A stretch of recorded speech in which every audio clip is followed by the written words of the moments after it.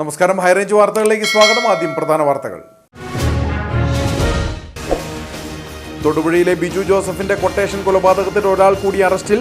പിടിയിലായത് ഒന്നാം പ്രതി ജോമോൻ ജോസഫിന്റെ ബന്ധുവായ ഭരണങ്ങാനം 8-1 പാറപ്പുറത്ത് എബിൻ തോമസ്. ദൃശ്യം 4 മോഡൽ നടപ്പാക്കിയെന്ന് ജോമോൻ ആദ്യം വിളിച്ചു പറഞ്ഞത് എബിൻ തോമസിനെ. തൊമ്മൻകുത്തിൽ വനഭൂമിയിൽ സ്ഥാപിച്ച കുരിശ് വനം വകുപ്പ് പൊളിച്ചു നീക്കിയത് തൊമ്മൻകുത്ത് സെന്റ് തോമസ് പള്ളി സ്ഥാപിച്ച കുരിശ്. ഇവിടെ കുരിശ് സ്ഥാപിച്ചത് വെള്ളിയാഴ്ച. ഉപ്പുതറയിലെ 4-അംഗ കുടുംബത്തിന്റെ ആത്മഹത്യക്ക് കാരണക്കാരെന്ന് കുടുംബം ആരോപിക്കുന്ന കട്ടപ്പനയിലെ കല്ലട എന്ന ധനകാര്യ സ്ഥാപനത്തിലേക്ക് ഡിവൈഎഫ്ഐ മാർച്ച് നടത്തി. സ്ഥാപനത്തിനുള്ളിൽ പ്രവേശിക്കാൻ ശ്രമിച്ച പ്രവർത്തകരെ പോലീസ് ബലം പ്രയോഗിച്ച് തടഞ്ഞു. കുടുംബത്തിന്റെ ആത്മഹത്യക്ക് ഉത്തരവാദികളായവർക്കെതിരെ കൊലക്കുറ്റത്തിന് കേസെടുക്കണമെന്ന് നേതാക്കൾ. അടിമാലി കോട്ടപ്പാറയിൽ ഡിവൈഎഫ്ഐ പ്രവർത്തകരെ ആക്രമിച്ച സംഭവത്തിൽ ഒരാൾ അടിമാലി പോലീസിന്റെ പിടിയിൽ. പോലീസ് അറസ്റ്റ് ചെയ്തത് മൂലമറ്റം അറക്കുളം സ്വദേശി ജിബിൻ ബിജുവിനെ. സംഭവത്തിൽ ഉൾപ്പെട്ടിട്ടുള്ള മറ്റു പ്രതികൾ ഒളിവിലെന്ന് പോലീസ്.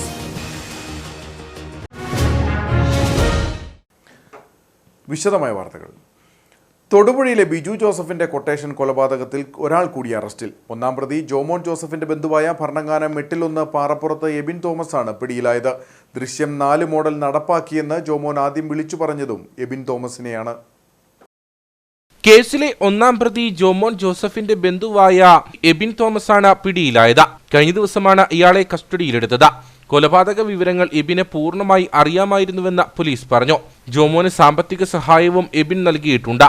ബിജു ജോസഫിനെ തട്ടിക്കൊണ്ടുപോകുന്നതും കൊലപ്പെടുത്തിയതും മൃതദേഹം കുഴിച്ചിട്ടതും എബിന് അറിയാമായിരുന്നു. കൊലപാതകത്തിന് ശേഷം ജോമോൻ ഫോണിൽ വിളിച്ച് ദൃശ്യം 4 മോഡൽ നടപ്പാക്കിയെന്ന് പറഞ്ഞതും എബിനോടാണ്.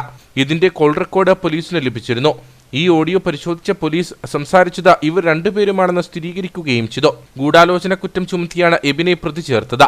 അതേസമയം ജോമോന്റെ ഭാര്യ ഒളിവിൽ തുടരുകയാണ്. കഴിഞ്ഞ ദിവസമാണ് ചോദ്യം ചെയ്യലിന് ഹാജരാകാൻ ഇവർക്ക് നോട്ടീസ് നൽകിയത്.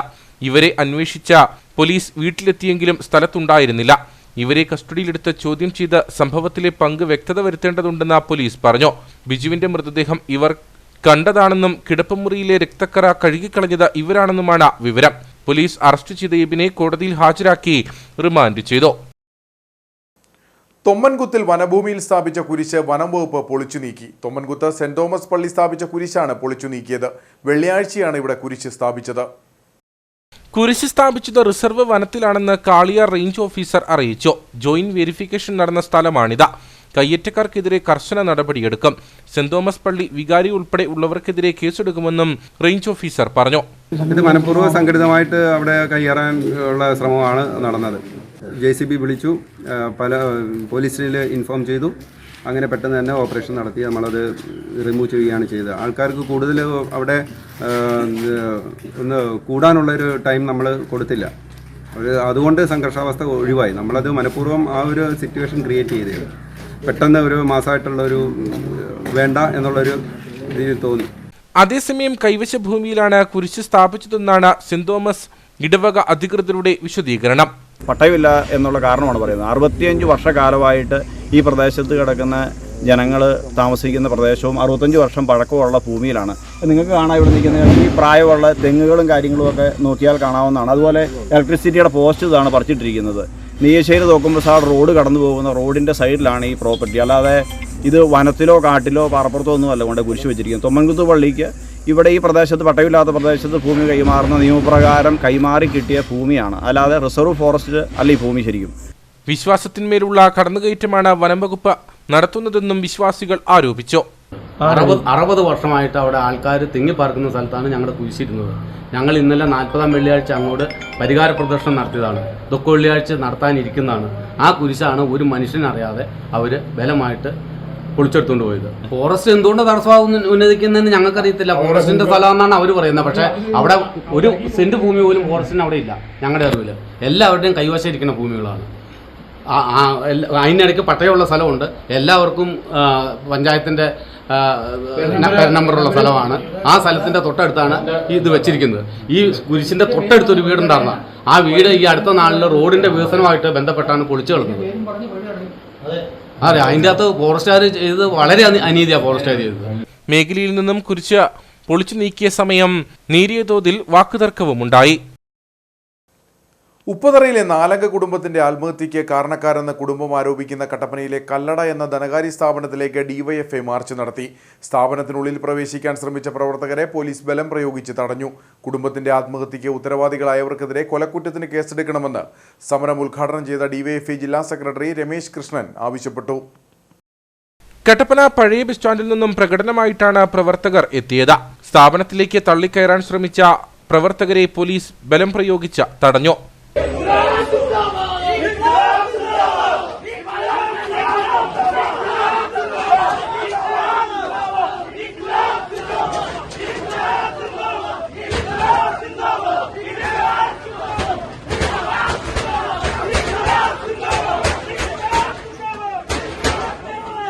തുടർന്ന് നടന്ന ധർണ ഡിവൈഎഫ്ഐ ജില്ലാ സെക്രട്ടറി രമേശ് കൃഷ്ണൻ ഉദ്ഘാടനം ചെയ്തു.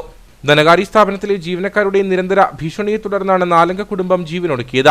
കുടുംബത്തിന്റെ ആത്മഹത്യയ്ക്ക് ഉത്തരവാദികളായവർക്കെതിരെ കൊലക്കുറ്റത്തിന് കേസെടുക്കണമെന്നും രമേശ് കൃഷ്ണൻ ആവശ്യപ്പെട്ടു. ഇത് ഈ നാട്ടിലെ ഏതെങ്കിലും ഒരു കുടുംബത്തെ മാത്രം ബാധിക്കുന്ന വിഷയമല്ല.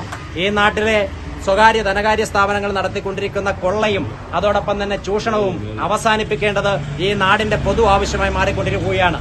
ആളുകളുടെ സാമ്പത്തിക പ്രയാസത്തെ ചൂഷണം ചെയ്തുകൊണ്ട് അവർക്ക് വായ്പ നൽകുകയും വായ്പ നൽകുന്ന ഘട്ടത്തിൽ വലിയ മോഹനസുന്ദര വാഗ്ദാനങ്ങളെല്ലാം നൽകിക്കൊണ്ടാണ് വായ്പകൾ നൽകുന്നത്.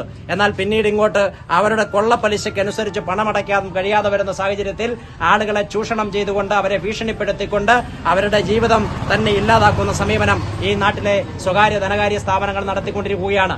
ഇതൊരു സ്ഥാപനത്തെ സംബന്ധിച്ച് മാത്രമല്ല, ഈ നാട്ടിൽ ഇത്തരത്തിൽ നിരവധിയായ സ്ഥാപനങ്ങൾ പ്രവർത്തിക്കുകയാണ്. ഈ നാട്ടിലെ സ്വകാര്യ ധനകാര്യ സ്ഥാപനങ്ങൾ കടന്നു വന്നുകൊണ്ട് വലിയ നിലയിൽ പ്രത്യേകിച്ച് ഇടുക്കി അടക്കമുള്ള ജില്ലകളിൽ നടത്തിക്കൊണ്ടിരിക്കുന്ന ഈ ചൂഷണം അവസാനിപ്പിക്കാൻ വേണ്ടി തുടർച്ചയായ പ്രക്ഷോഭങ്ങൾക്ക് ഡിവൈഎഫ്ഐ നേതൃത്വം കൊടുക്കും. ജില്ലാ പ്രസിഡന്റ് എസ് സുധീഷ് അധ്യക്ഷനായിരുന്നു. സംസ്ഥാന കമ്മിറ്റി അംഗം ബി അനൂപ്, ജില്ലാ സെക്രട്ടേറിയറ്റ് അംഗങ്ങളായ ഫൈസൽ ജാഫർ, ആൽവിൻ വടശ്ശേരി, എസ് രാജേഷ്, തേജസ് കെ ജോസ്, ജില്ലാ കമ്മിറ്റി അംഗങ്ങളായ ജോബി എബ്രഹാം, രേഷ്മ ചാക്കോ തുടങ്ങിയവർ സംസാരിച്ചു. അടിമാലി കോട്ടപ്പാറയിൽ വെച്ച് ഡിവൈഎഫ്ഐ പ്രവർത്തകരെ ആക്രമിച്ച സംഭവത്തിൽ ഒരാൾ അടിമാലി പോലീസിന്റെ പിടിയിലായി. മൂലമറ്റം അറക്കുളം സ്വദേശി ജിബിൻ ബിജുവിനെയാണ് പോലീസ് അറസ്റ്റ് ചെയ്തത്. സംഭവത്തിൽ ഉൾപ്പെട്ടിട്ടുള്ള മറ്റു പ്രതികൾ ഒളിവിലാണ്.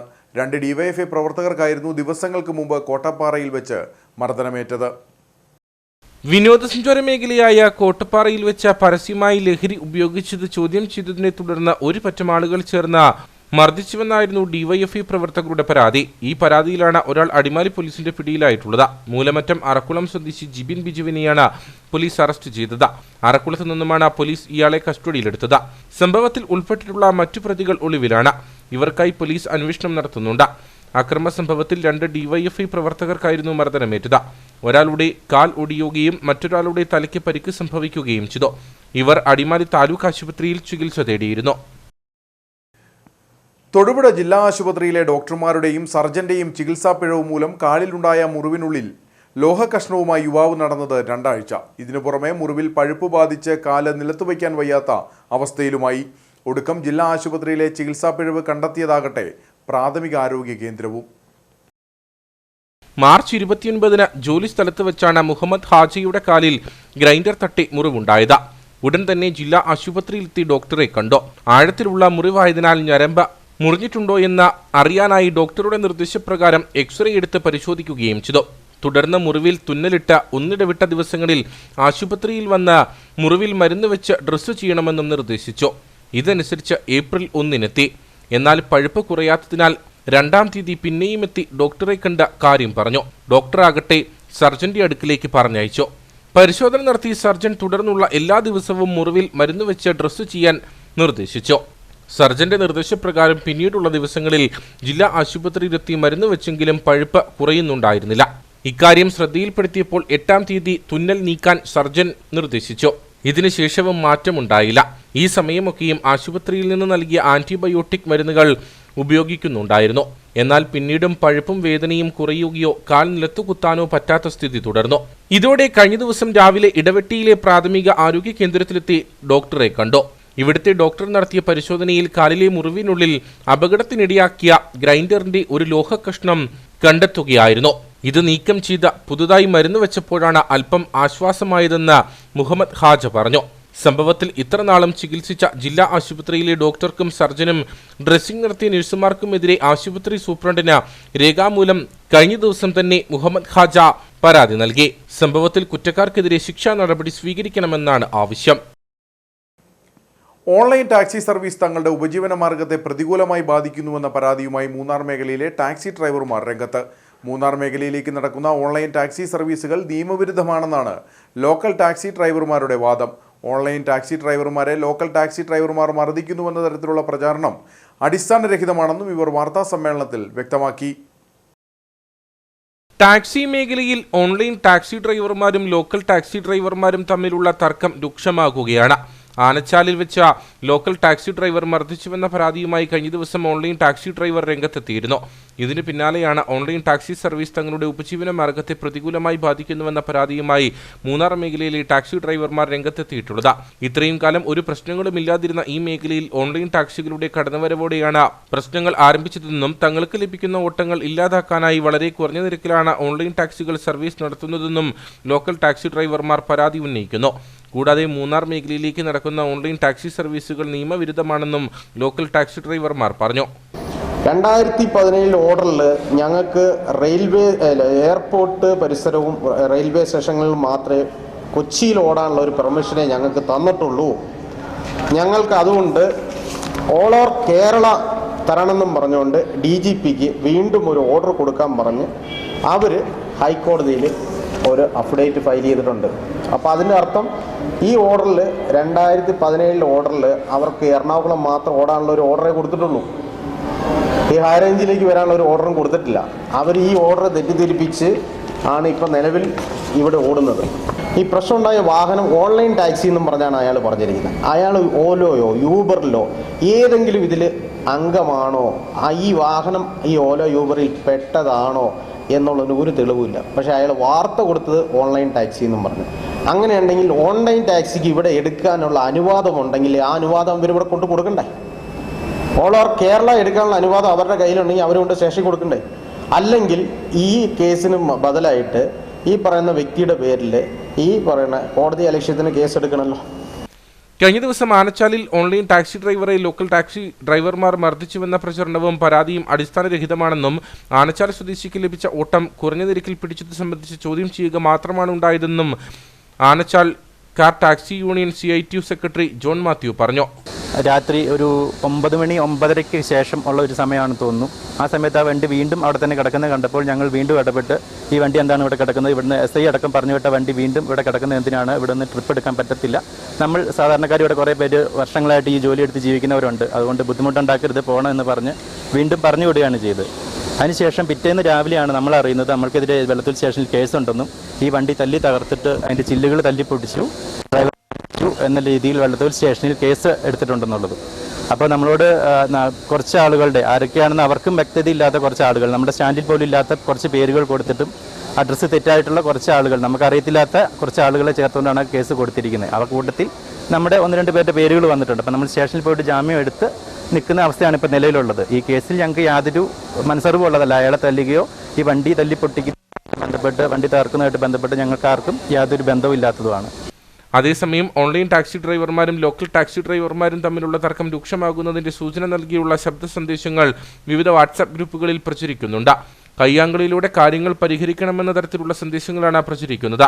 ഇത് സംബന്ധിച്ച് ശബ്ദ സന്ദേശങ്ങൾ ഉൾപ്പെടെ DGP അടക്കമുള്ളവർക്ക് പരാതി നൽകിയതായി KDHP all taxi drivers association chairman Sumesh Kumar, president Narayanaswamy, secretary P Thambidurai, Anachal taxi drivers union secretary John Mathew, secretary PU Anil എന്നിവർ പറഞ്ഞു. പീരുമേട് കല്ലാർ കവലയ്ക്ക് സമീപമുള്ള ഏലത്തോട്ടത്തിലിറങ്ങിയ കാട്ടാനക്കൂട്ടം വ്യാപകമായി ഏലം കൃഷി നശിപ്പിച്ചു. മേഖലയിൽ കാട്ടാന ശല്യം കൂടി വരുന്നതായി നാട്ടുകാർ പറഞ്ഞു. കഴിഞ്ഞ ദിവസം രാത്രിയിലാണ് പീരുമേട് കല്ലാർ കവലയ്ക്ക് സമീപമുള്ള ഏലത്തോട്ടത്തിൽ കാട്ടാനക്കൂട്ടം ഇറങ്ങിയത്. കഴിഞ്ഞ വർഷം നട്ട ഏലച്ചെടികൾ വ്യാപകമായി കാട്ടാനക്കൂട്ടം നശിപ്പിച്ചു. മേഖലയിൽ കൃഷി ചെയ്ത് ജീവിക്കാൻ കഴിയാത്ത സാഹചര്യമാണെന്ന് തൊഴിലാളികൾ പറഞ്ഞു. ഇങ്ങനെ ആയാൽ എങ്ങനെ നമ്മൾ ഈ പറമ്പ് കൃഷി ചെയ്ത് ജീവിക്കാൻ പറ്റും? നമുക്ക് കൃഷി ചെയ്ത് ജീവിക്കാൻ പറ്റാത്ത ഒരവസരമാണ്. ഇതിന് എന്തെങ്കിലും ഒരു തീരുമാനം എടുപ്പിക്കുകയാണെങ്കിൽ ഏറ്റവും നല്ലത്. അവരുടെ വീടിൻ്റെ അടുത്ത് വരെ വന്നപ്പോൾ അവരതും കണ്ട് പേടിച്ച് അവർ പോയി. ഇപ്പം അവരും ഇല്ലാത്ത പണിക്കില്ലാത്ത അവസ്ഥയാണ്. പണിക്ക് കാശ് മുടക്കിയാൽ അതിനുള്ള ആദായം കിട്ടുന്നില്ല. എല്ലാം നശിപ്പിക്കുക. ആനയെക്കൊണ്ട് ഒരു പൊറുതിമുട്ടി നിൽക്കുവാണ്. ആന വലിയ ശല്യമാണ്. അതുകൊണ്ട് ഞങ്ങൾ ഫോറസ്റ്റിൽ അറിയിപ്പിച്ചിട്ടുണ്ട്. അവരെന്തെങ്കിലും ഒരു തീരുമാനം എടുത്ത് തരാമെന്ന് പറഞ്ഞിട്ടുണ്ട്. അതിൻ്റെ പേരിൽ ഞങ്ങൾ നിൽക്കുക. ഒന്നിൽ കൂടുതൽ ആനകൾ സ്ഥിരമായി ഇവിടെ എത്താറുണ്ട്. ഗ്രാമ്പി വനാതിർത്തിയോട് ചേർന്ന് കിടക്കുന്ന പ്രദേശമായതിനാൽ കാട്ടാന അടക്കമുള്ള വന്യമൃഗങ്ങളുടെ ആക്രമണം പതിവാണ്. ജനവാസ മേഖലയിലേക്ക് വന്യമൃഗങ്ങൾ കടക്കാതിരിക്കാൻ യാതൊരുവിധ സുരക്ഷാ ക്രമീകരണങ്ങളും ഇവിടെ ഒരുക്കിയിട്ടില്ല. അടിയന്തരമായി ജനവാസ മേഖലയിലേക്ക് കാട്ടാനക്കൂട്ടങ്ങൾ എത്താതിരിക്കാനുള്ള നടപടി വനംവകുപ്പ് ഉദ്യോഗസ്ഥരുടെ ഭാഗത്തു നിന്നും സ്വീകരിക്കണമെന്നാണ് നാട്ടുകാരുടെ ആവശ്യം. കട്ടപ്പന പാറക്കടവ് റോഡിൽ ഇന്ത്യൻ ഓയിൽ പെട്രോൾ പമ്പിന് സമീപം 4 നില കെട്ടിടത്തിന് മുകളിൽ ഭീതി പരത്തി നിന്ന തേനീച്ചക്കൂട് നീക്കം ചെയ്തു. വെള്ളിയാഴ്ച രാത്രിയാണ് കട്ടപ്പന സ്വദേശി ഷുക്കൂർ അതിസാഹസികമായി തേനീച്ചക്കൂട് നീക്കം ചെയ്തത്. കട്ടപ്പന പാറക്കടവ് റോഡിൽ ഇന്ത്യൻ ഓയിൽ പെട്രോൾ പമ്പിന് മുകൾ ഭാഗത്തായിട്ടുള്ള സ്വകാര്യ കെട്ടിടത്തിന്റെ 4ാം നിലയിലാണ് പെരുന്തേനീച്ച കൂട് കൂട്ടിയിരുന്നത്. ഏതാനും നാളുകളായി കൂടിവിടെ നിലകൊള്ളുകയാണ്. ചെറിയ രീതിയിൽ തേനീച്ചക്കൂടുണ്ടായിരുന്ന സമയത്ത് കെട്ടിട ഉടമയടക്കം ഇത് ആദ്യം ഗൗരവമായി കണ്ടിരുന്നില്ല. പിന്നീട് അതിവേഗം കൂട് വലുതാവുകയും നിരീക്ഷണം ശക്തമാക്കുകയും ചെയ്തതോടെയാണ് പെരുന്തേനീച്ചകളാണ് കൂട് കൂട്ടിയതെന്ന് മനസ്സിലായത്. ഇവ 5 കുത്തിയാൽ മരണം വരെ സംഭവിക്കാം. ഇവയെ നീക്കം ചെയ്യാൻ പലരെയും സമീപിച്ചെങ്കിലും കൂട് ഇത്രയും ഉയരത്തിലും ചില്ലിട്ട കെട്ടിടത്തിന് വെളിയിലുമായതിനാൽ പലരും വിസമ്മതിച്ചു. ഇതിനു മുമ്പ് പെട്രോൾ പമ്പ് ജീവനക്കാർക്കും മറ്റ് സ്വകാര്യ സ്ഥാപനങ്ങളിലെ ആളുകൾക്കും കുത്തേൽക്കുകയും ചെയ്തു. ഈ സാഹചര്യത്തിലാണ് കെട്ടിട ഉടമ പാമ്പ് പിടുത്ത വിദഗ്ധൻ MK ഷുക്കൂറിനെ സമീപിച്ചത്. ആൾക്കാർ സഞ്ചരിക്കുന്ന വഴിയും പെട്രോൾ പമ്പും അതുപോലെ തന്നെ തുണിക്കടയൊക്കെ നിൽക്കുന്ന സ്ഥലമായതുകൊണ്ട് വളരെ അപകടകരമായ സാഹചര്യത്തിൽ കൂടിയാണ് ഇപ്പോൾ ഇവർ കടന്നുപോയിക്കൊണ്ടിരിക്കുന്നത്.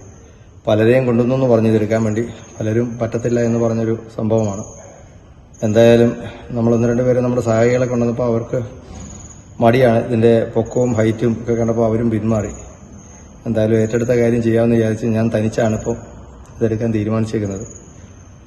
അത് 4ാം നിലയുടെ മുകളിലാണ്. താഴെ നിന്നും വളരെ ഹൈറ്റ് തോന്നുന്നു. അതുപോലെ തന്നെ കടകളൊന്നും ഞങ്ങളൊരു 9 മണിക്ക് സ്റ്റാർട്ട് ചെയ്യാമെന്ന് വിചാരിച്ചിരുന്നു. പക്ഷേ ഇപ്പോൾ കടയൊന്നും അടച്ചു വന്നില്ല, ആളുകളെല്ലാം പോയി കിട്ടിയില്ല. ഇപ്പോഴാണ് ഒരു 10:30 ആയപ്പോഴത്തേക്കാണ്, ഏകദേശം 10:45 ആവുന്നു. ഇപ്പോഴാണ് നമുക്കൊന്ന് എടുക്കാനുള്ളൊരു സാഹചര്യം കിട്ടുന്നത്.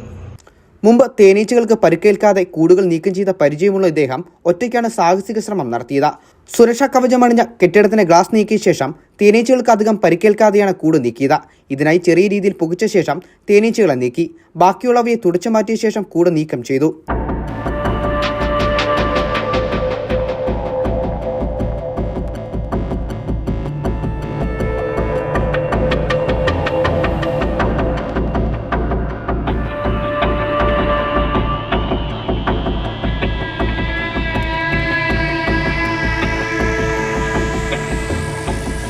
കാടുകളിൽ കൂടുതലായി കാണപ്പെടുന്ന പെരുന്തേനീച്ചകൾ നഗരങ്ങളിൽ വലിയ മരങ്ങൾക്ക് മുകളിലും ഉയരമുള്ള കെട്ടിടങ്ങൾക്ക് മുകളിൽ പുറം സ്ഥലങ്ങളിലുമായിട്ടാണ് കൂട് കെട്ടുന്നത്. അർദ്ധവൃത്താകൃതിയിലായിരിക്കും പല കൂടുകളും. ഒരു കാലത്ത് ധാരാളമായി കണ്ടിരുന്ന പെരുന്തേനീച്ചകൾ അപൂർവമാണിപ്പോൾ. അക്രമകാരിയായതിനാൽ ഇവയെ കണ്ട ഉടനെ കത്തിച്ചോ കീടനാശിനി തളിച്ചോ നശിപ്പിക്കുകയാണ് സ്വാഭാവികമായി ആളുകൾ ചെയ്യുന്നത്. എന്നാൽ അതിൽ നിന്നും വ്യത്യസ്തമായി കെട്ടിട ഉടമയുടെ നിർദ്ദേശപ്രകാരമാണ് സാഹസികമായി കൂട് മാത്രം ഷുക്കൂർ നശിപ്പിച്ചത്. ഇതിനായി സ്വയം വികസിപ്പിച്ചെടുത്ത ലായനിയും ഉപയോഗിച്ചിരുന്നു. എന്നിരുന്നാലും 4 ദിവസത്തേക്ക് തേനീച്ചയുടെ സാന്നിധ്യം മേഖലയിലുണ്ടാകും.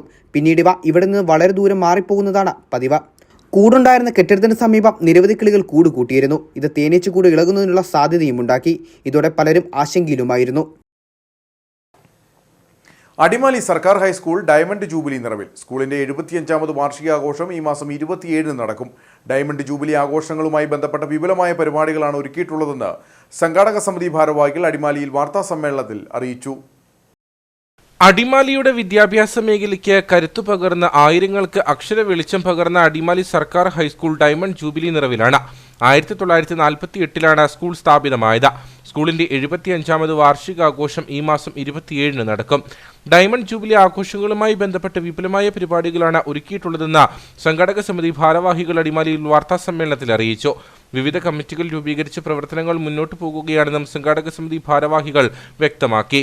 ഈ വരുന്ന ഏപ്രിൽ മാസം 27-ാം തീയതി ഓർമ്മച്ചെപ്പ് എന്ന പേരിലാണ് ആ പരിപാടി നടന്നത്. രാവിലെ 9 മുതൽ 9 മണിക്ക് ദീപം തെളിച്ച് ആരംഭിച്ചാൽ വിവിധ പരിപാടികൾ, കുട്ടികളുടെ പരിപാടികൾ, കലാപരിപാടികൾ, അതുപോലെ വിപുലമായ രാത്രി പരിപാടി ഉൾപ്പെടെ ഏതാണ്ട് 10 മണിയോടുകൂടി സമാപിക്കത്തക്ക രീതിയിലാണ് പ്ലാൻ ചെയ്തിട്ടുള്ളത്. വലിയ തോതിലുള്ള പൂർവ്വ വിദ്യാർത്ഥികൾ ഉണ്ട് എന്നാണ് ഞങ്ങൾ മനസ്സിലാക്കുന്നത്. അതുപോലെ കുറേയേറെ അധ്യാപകർ, പൂർവ്വകാല അധ്യാപകരും, അവരെയെല്ലാം പരമാവധി കണ്ടെത്തി അവരുടെ എല്ലാം പങ്കാളിത്തം ഉറപ്പാക്കി വളരെ വിപുലമായ തോതിൽ അടിമാലിക്ക് ഒരു പുതുജീവൻ നൽകുന്ന ഒരു പരിപാടിയായി ഈ ജൂബിലി ആഘോഷം നടത്തണം എന്നാണ് ഞങ്ങൾ തീരുമാനിച്ചിട്ടുള്ളത്.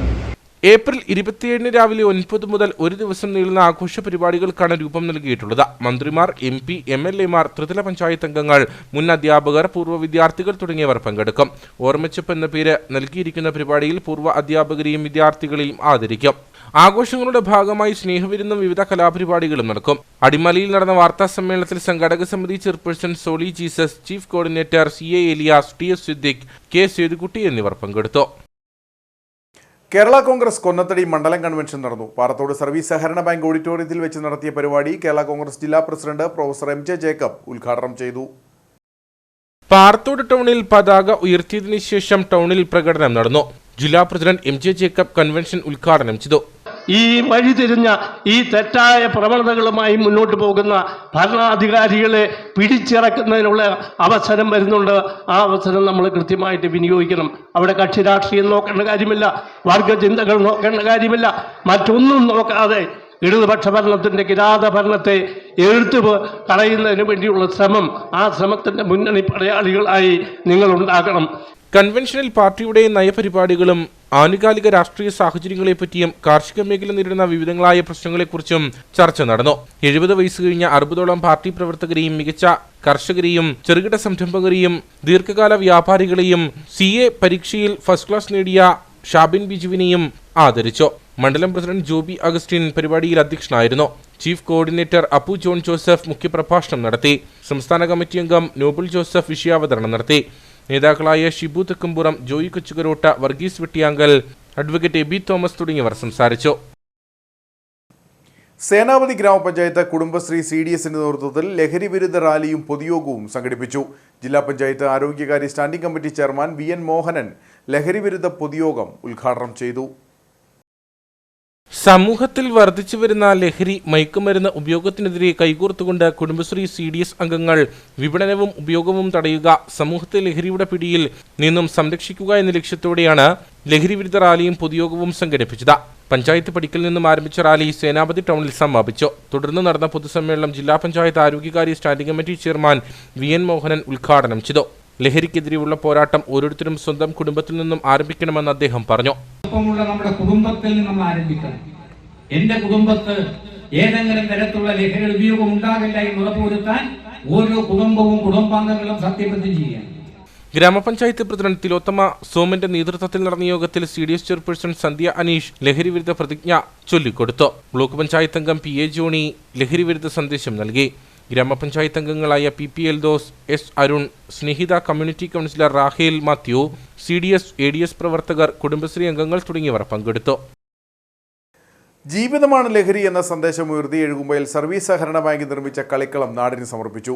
നെടുങ്കണ്ടം ഗ്രാമപഞ്ചായത്ത് പ്രസിഡന്റ് പ്രീമി ലാലിച്ചൻ ഉദ്ഘാടനം ചെയ്തു.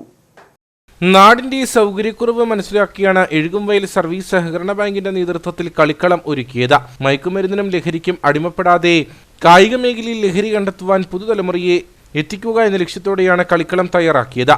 ബാങ്ക് പ്രസിഡന്റ് സാബു മാത്യു മണിമലക്കുന്നിൽ അധ്യക്ഷത വഹിച്ച യോഗം നെടുങ്കണ്ടം ഗ്രാമപഞ്ചായത്ത് പ്രസിഡന്റ് പ്രീമി ലാലിച്ചൻ ഉദ്ഘാടനം ചെയ്തു. ബാങ്ക് ഭരണസമിതി ഇങ്ങനെ ഒരു തീരുമാനമെടുത്തത് വളരെ നല്ലൊരു തീരുമാനം.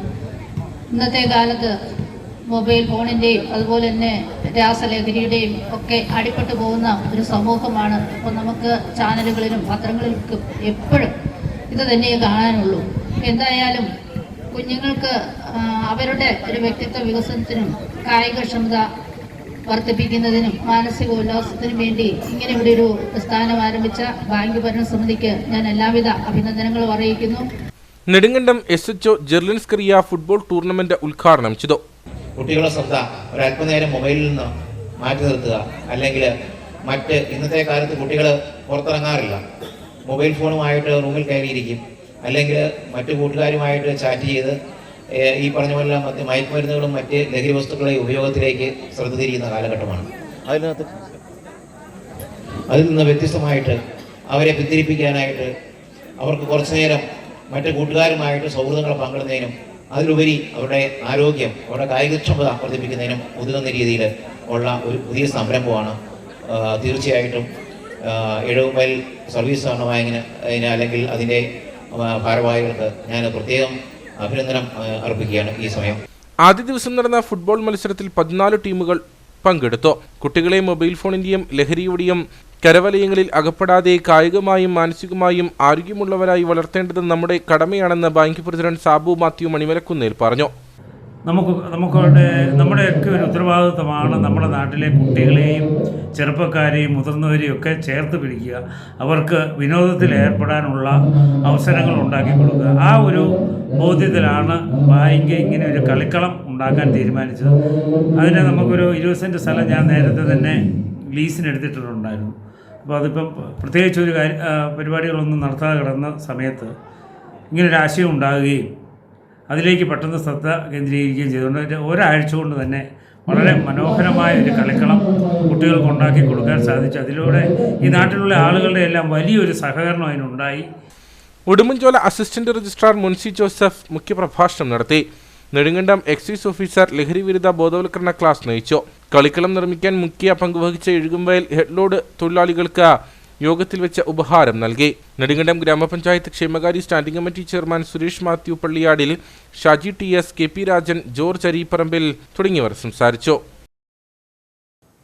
കാഞ്ചാർ അഞ്ചുരുളി ജലാശയം വിനോദസഞ്ചാര കേന്ദ്രമായി മാറിയ സാഹചര്യത്തിൽ പശ്ചാത്തല വികസനമൊരുക്കുന്നതിന് ജില്ലാ ഭരണകൂടത്തിന്റെ അടിയന്തര ഇടപെടൽ ആവശ്യമുണ്ടെന്ന് ജോയിന്റ് കൗൺസിൽ സംസ്ഥാന സെക്രട്ടേറിയറ്റ് അംഗം D. ബിനിൽ. പ്ലാസ്റ്റിക് നിർമ്മാർജ്ജനത്തിനായി നമുക്കൊരുമിക്കാം എൻ്റെ നാട് സുന്ദരദേശം ക്യാമ്പയിൻ്റെ ഭാഗമായി അഞ്ചുരുളിയിൽ സംഘടിപ്പിച്ച ശുചീകരണ പരിപാടി ഉദ്ഘാടനം ചെയ്ത് സംസാരിക്കുകയായിരുന്നു അദ്ദേഹം. അഞ്ചുരുളിയിൽ സുരക്ഷാ മാനദണ്ഡങ്ങളും പരിസ്ഥിതി സൗഹൃദ കേന്ദ്രമാക്കി മാറ്റുന്നതിനും പ്ലാസ്റ്റിക് നിർമ്മാർജ്ജനത്തിനുമുള്ള പദ്ധതികൾ നടപ്പിലാക്കിയിട്ടില്ല. ഇത് പരിഹരിക്കുന്നതിന് പഞ്ചായത്ത് അധികൃതർക്ക് ആവശ്യമായ നിർദ്ദേശം നൽകുന്നതിനും ജില്ലാ ടൂറിസം പ്രൊമോഷൻ കൗൺസിലും ജില്ലാ ഭരണകൂടവും ഇടപെടൽ നടത്തുന്നതിനും തയ്യാറാകണമെന്നും D. ബിനിൽ ആവശ്യപ്പെട്ടു. ഇത് ലോകത്തിൽ തന്നെ വ്യത്യസ്തമായ ഒരു നിറം നൽകുന്ന, ലോകത്തിന് തന്നെ വലിയ ഒരു കാഴ്ചപ്പാട് പകർന്നു നൽകാൻ കഴിയുന്ന തരത്തിലേക്ക് ഇതിൻ്റെ തുടർച്ച നമുക്ക് ഇനിയും പോകേണ്ടതുണ്ട്. വലിയ ഒരു ഉത്തരവാദിത്തമാണ് നമ്മൾ ഏറ്റെടുത്തിരിക്കുന്നത്. ഈ പ്രോഗ്രാം ഇവിടെ സംഘടിപ്പിക്കുവാൻ വേണ്ടി തീരുമാനിച്ച് ഇതിനുവേണ്ടി സജ്ജീകരണങ്ങൾ ഒരുക്കിയ പട്ടണ മേഖലാ കമ്മിറ്റി അടക്കം ഇതിൽ പങ്കെടുക്കുന്ന മുഴുവൻ ആളുകളെയും അഭിനന്ദിച്ചുകൊണ്ട് ഇന്നത്തെ ഈ പ്രോഗ്രാം നിങ്ങളുടെ ഏവരുടെയും അനുമതിയോടുകൂടി ഉദ്ഘാടനം ചെയ്തതായി അറിയിച്ചുകൊണ്ട് കട്ടപ്പന മേഖലാ സെക്രട്ടറി പ്രദീപ് രാജൻ അധ്യക്ഷനായിരുന്നു. ജില്ലാ സെക്രട്ടറി R. ബിജുമോൻ, സംസ്ഥാന വനിതാ കമ്മിറ്റി അംഗം ലോമിമോൾ KR, ജില്ലാ വൈസ് പ്രസിഡന്റ് AK സുഭാഷ്, വനിതാ കമ്മിറ്റി ജില്ലാ സെക്രട്ടറി CG അജീഷ തുടങ്ങിയവർ സംസാരിച്ചു. വണ്ടിപ്പെരിയാർ രാജമുടി അരുൾമികു ശ്രീ മാരിയമ്മൻ ശ്രീ ഭദ്രകാളിയമ്മൻ ക്ഷേത്ര ഉത്സവത്തിന് കൊടിയേറി. ഏപ്രിൽ 18 മുതൽ 20 വരെയാണ് ഉത്സവം നടക്കുന്നത്. ഏപ്രിൽ 18, 19, 20 തീയതികളിലാണ് ക്ഷേത്രത്തിലെ പ്രധാന ഉത്സവം നടക്കുന്നത്. ഇതിനു മുന്നോടിയായി ഉത്സവത്തിന് കൊടിയേറി. തുടർന്ന് തീച്ചട്ടി, അമ്മൻകുടം, മുളപ്പയർ, പൊങ്കാല, ആഴിയിറക്കം തുടങ്ങിയ ചടങ്ങുകളിൽ പങ്കെടുക്കുന്ന ഭക്തജനങ്ങൾക്ക് കാപ്പുകിട്ടും നടന്നു. ഏപ്രിൽ 18 തീയതി വെള്ളിയാഴ്ച രാവിലെ ദീപാരാധന, മുനീശ്വര പൂജ, ഉച്ചകഴിഞ്ഞ് അന്നദാനം, 7 മണിക്ക് വിളക്ക് പൂജ, ശക്തീകരകം എന്നിവ നടക്കും. 19 തീയതി പാൽക്കുടം അഭിഷേകം, ദീപാരാധന, മാവിളക്ക്, മുളപ്പയർ, കാവടി ഘോഷയാത്ര, വൈകിട്ട് 6:30 ആഴിയിറക്കം എന്നിവയും ഉണ്ടാകും. സമാപന ദിവസമായ ഞായറാഴ്ച 9 മണിക്ക് പൊങ്കാല, അമ്മൻ ശക്തി ഘോഷയാത്ര, മഞ്ഞൾ നീരാട്ട് എന്നിവ നടക്കും. ഉത്സവ കമ്മിറ്റി ഭാരവാഹികളായ president Ramesh, secretary Kumar, treasurer Ayyappan എന്നിവർ ആഘോഷ പരിപാടികൾക്ക് നേതൃത്വം നൽകും. ഇനി നേർക്കാഴ്ചയിലേക്ക്.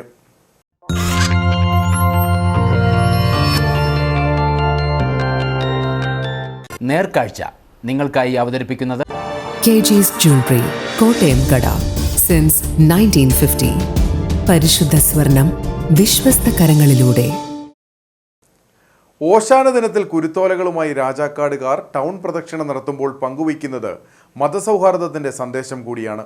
രാജാക്കാട് ക്രിസ്തുരാജ ഫൊറാന ദേവാലയത്തിൽ ഓശാന ദിനത്തിൽ ആവശ്യമായ മുഴുവൻ കുരുത്തോലകളും എത്തിക്കുന്നത് ഹിന്ദുമത വിശ്വാസിയായ ഓണംപാറയിൽ മോഹനനാണ്. കഴിഞ്ഞ 8 വർഷമായി രാജാക്കാടുകാർ ഓശാന തിരുനാളിന്റെ സന്ദേശം പങ്കുവയ്ക്കുന്നത് ഓണംപാറയിൽ മോഹനൻ ദേവാലയത്തിൽ എത്തിക്കുന്ന കുരുത്തോലകൾ കൈകളിൽ ഏന്തിയാണ്.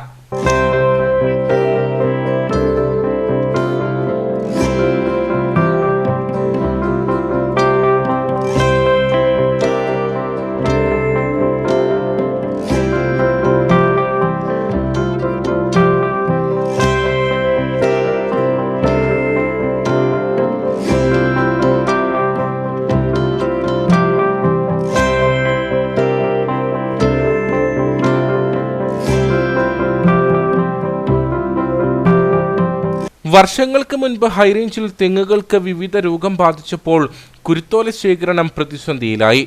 ഇത് മനസ്സിലാക്കിയ മോഹനൻ തന്റെ പുരയിടത്തിലെ 23 തെങ്ങുകളിൽ നിന്ന് ഓല ശേഖരിച്ച പള്ളിയിൽ എത്തിക്കുകയായിരുന്നു. 8 വർഷമായി ഇത് തുടരുന്നു. ഈ വർഷം നമ്മൾ കുരുത്തോല പെരുന്നാളിനുള്ള ഓല 8ാമത്തെ വർഷമാണ് നമ്മൾ കൊടുക്കുന്നത്. ഓല ഇല്ലാത്തതിൻ്റെ ഒരു ഇതുകൊണ്ടാണ് നമ്മൾ എല്ലാ വർഷവും കൊടുത്തേക്കാന്ന് പറഞ്ഞത്. അപ്പോൾ ഈ വർഷം ഇവിടെ നമുക്കും കുറഞ്ഞു വരുവാണ് ഓല. അതുകൊണ്ട് ഈ വർഷം കുറച്ച് ഉള്ളത് കുരുത്തോല പെരുന്നാളിനായിട്ട് നമ്മൾ കൊടുത്തേക്കാം. 1000-ലധികം കുടുംബങ്ങളുള്ള ഇടവക ദേവാലയത്തിൽ 5000-ലധികം ഓലകളാണ് ഓശാന ദിനം ആവശ്യമായി വരിക. ടൗൺ ദേവാലയമായതിനാൽ സമീപ ഇടവകകളിൽ നിന്നും വിശ്വാസികൾ എത്തും. ഓശാന ദിനത്തിന് മുന്നോടിയായി മോഹനൻ ഓലകൾ വെട്ടിയൊരുക്കി ദേവാലയത്തിൽ എത്തിക്കും. രാജാക്കാട് ക്രിസ്തുരാജ ഫൊറോന പള്ളിയിൽ കഴിഞ്ഞ 8 വർഷമായിട്ട് ശ്രീ മോഹനൻ ഓണംപാറയിൽ അദ്ദേഹത്തിൻ്റെ പറമ്പിൽ കുരുത്തോലകൾ ശേഖരിക്കുകയും അത് പള്ളിയിൽ എത്തിച്ച് തരികയും ചെയ്യാറുണ്ട്. പതിവനുസരിച്ച് അദ്ദേഹം ഇക്കൊല്ലവും കുരുത്തോലകൾ എത്തിച്ചു തരികയും ഒട്ടനവധി ആളുകൾക്ക് വിതരണം ചെയ്യാനായിട്ടുള്ള കുരുത്തോലകൾ അങ്ങനെ അദ്ദേഹത്തിൻ്റെ ഭാഗത്തു നിന്ന് തന്നെ പള്ളിയിൽ സംഭരിക്കാനായിട്ട് സാധിക്കുകയും ചെയ്യുന്നു. മതമൈത്രിയുടെ ഒരു കേന്ദ്രമാണ് രാജാക്കാട്. മതസൗഹാർദ്ദ വേദി വളരെ സജീവമായിട്ട് പ്രവർത്തിക്കുന്ന ഒരു പ്രദേശമാണ് രാജാക്കാട്. വിവിധ മതവിഭാഗങ്ങളിൽപ്പെട്ട ആളുകൾ അവരുടെ ആഘോഷ പരിപാടികളിൽ പരസ്പരം സഹകരിച്ചും പ്രോത്സാഹിപ്പിച്ചും മനുഷ്യരെല്ലാവരും സ്നേഹത്തിലും സഹവർത്തിത്വത്തിലും സഹിഷ്ണുതയിലും കരുതലിലും സ്നേഹത്തിലും ജീവിക്കണം എന്നുള്ള കാര്യം വീണ്ടും തങ്ങളുടെ മനസ്സുകളിൽ ഓർമ്മപ്പെടുത്തിക്കൊണ്ട് സ്ഥായിയായിട്ടുള്ളൊരു ജീവിതശൈലി രൂപപ്പെടുത്താനായിട്ട് പരിശ്രമിക്കുകയും ചെയ്യുന്നു. രാജാക്കാട്ടിൽ ബാർബർ ഷോപ്പ് നടത്തുന്ന മോഹനൻ സമീപ ഇടവകയായ ജോസ്ഗിരി ദേവാലയത്തിലേക്കും ആവശ്യമായ കുരുത്തോലകൾ നൽകുന്നുണ്ട്.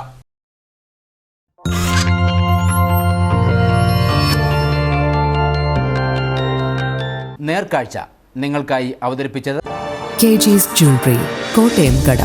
സിൻസ് 1950. പരിശുദ്ധ സ്വർണം വിശ്വസ്ത കരങ്ങളിലൂടെ. ഇനി കമ്പോളം.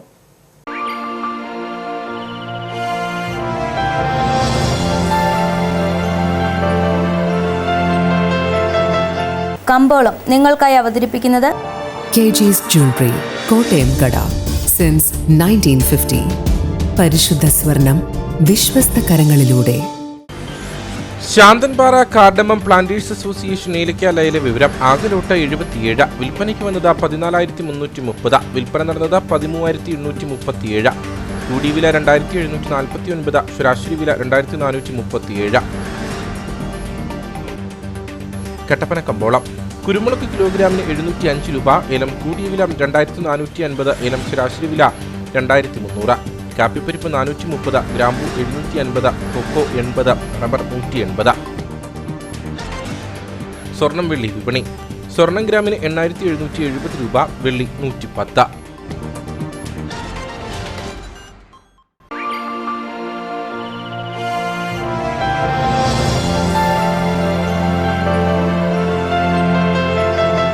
കമ്പോളം നിങ്ങൾക്കായി അവതരിപ്പിച്ചത് KG's Jewelry, കോട്ടയം കട. സിൻസ് 1950. പരിശുദ്ധ സ്വർണം വിശ്വസ്ത കരങ്ങളിലൂടെ. പ്രധാന വാർത്തകൾ ഒരിക്കൽ കൂടി. തൊടുപുഴയിലെ ബിജു ജോസഫിന്റെ കൊട്ടേഷൻ കൊലപാതകത്തിൽ ഒരാൾ കൂടി അറസ്റ്റിൽ. പിടിയിലായത് 1-ാം പ്രതി ജോമോൻ ജോസഫിന്റെ ബന്ധുവായ ഫർണങ്ങാനം 8-1 പാറപ്പുറത്ത് എബിൻ തോമസ്. ദൃശ്യം 4 മോഡൽ നടപ്പാക്കിയെന്ന് ജോമോൻ ആദ്യം വിളിച്ചു പറഞ്ഞത് എബിൻ തോമസിനെ.